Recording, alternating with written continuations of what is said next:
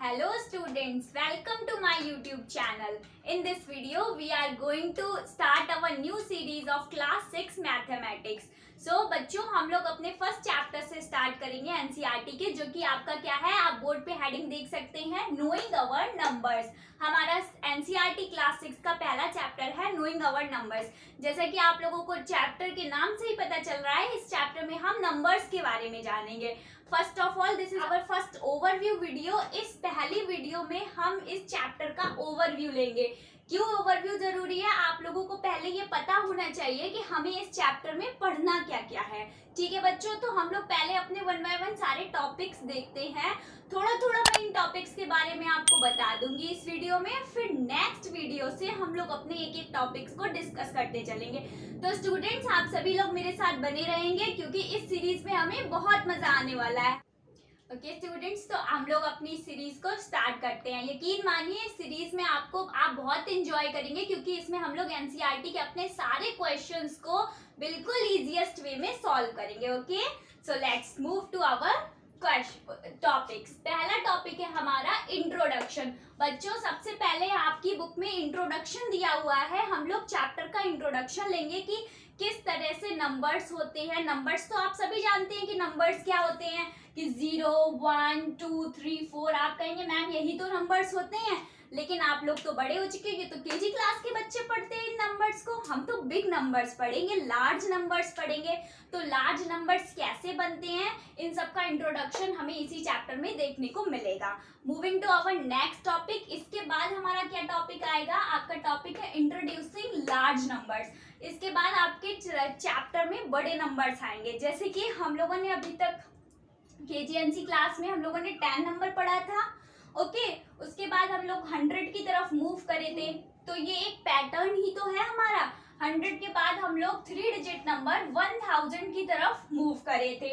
तो एक पैटर्न से देखिए, आप क्लास बाई क्लास सारे नंबर्स पे मूव करते हैं। आप जब बहुत छोटे होते हैं आप 10 सीखते हैं, फिर आप 100 सीखते हैं, आप फिर थर्ड स्टैंडर्ड में आके 1000 सीखते हैं। Now you are grown up kids, अब आप बड़े हो चुके हैं, तो अब आप बड़े नंबर्स भी तो सीखेंगे। क्यों? आप अपने मम्मी पापा से कहते हैं कि हम तो अब बड़े हो गए हैं, तो इसीलिए आपके सामने जो चैप्टर है उसमें आपके नंबर्स भी बड़े हो गए हैं, मैथ्स भी बड़ी हो गई है ना।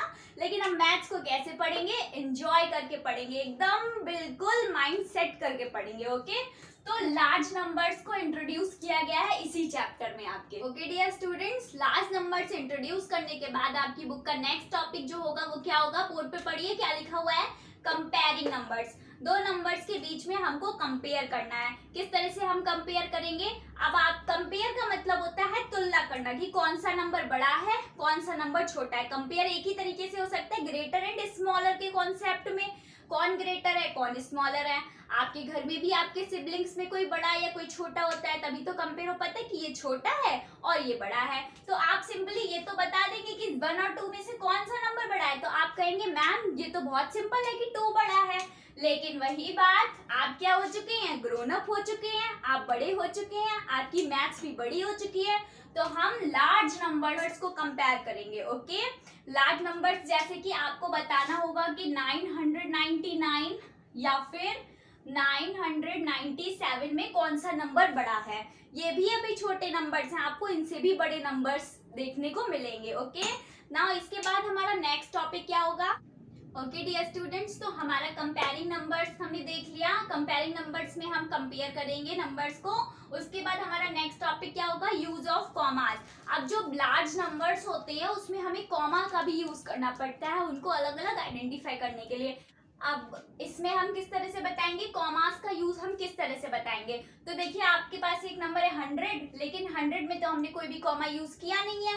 लेकिन अब हम 100 के बाद जब हमारा बड़ा नंबर आएगा 100 से 1000, तो आपने प्लेस वैल्यू के बारे में तो पढ़ा ही होगा। प्लेस वैल्यूज क्या होते हैं, हम लोग यहाँ से काउंट करते हैं 1s, 10s, 100 देन 1000। और जब हम 1000 को इंट्रोड्यूस करते हैं तो 1s, 10s, 100 के बाद हमें कॉमा भी लगाते हैं। क्या लगाते हैं बच्चों, कॉमा लगाते हैं। तो ये तो हो गया आपका शॉर्ट में, ये मैं आपको बता रही हूँ। मैंने आपसे कहा था कि इसमें हम लोग क्या कर रहे हैं, इसमें हम लोग सिर्फ एक ओवरव्यू ले रहे हैं। इस वीडियो में हम सिर्फ एक ओवरव्यू ले रहे हैं, लेकिन हमें बहुत बड़े बड़े नंबर्स जो हैं उनको देखना है, उनमें कॉमास कैसे फिक्स करते हैं हमें वो भी इसी में देखना है।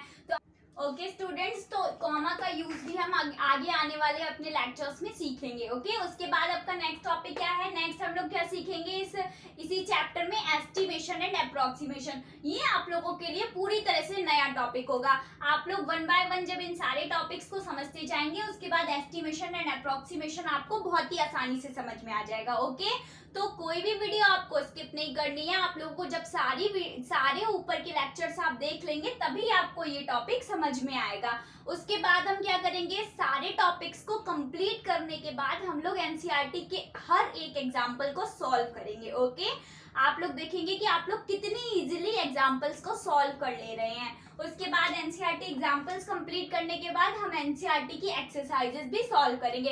इसी के साथ हमारा ये चैप्टर पूरी तरह से फिनिश हो जाएगा। सो डियर स्टूडेंट्स, आप इस चैनल को सब्सक्राइब करेंगे और बेल आइकन को प्रेस करेंगे, जिससे कि आगे आने वाली वीडियो का नोटिफिकेशन आपके पास पहुंच सके और आप उस वीडियो को देख सकें।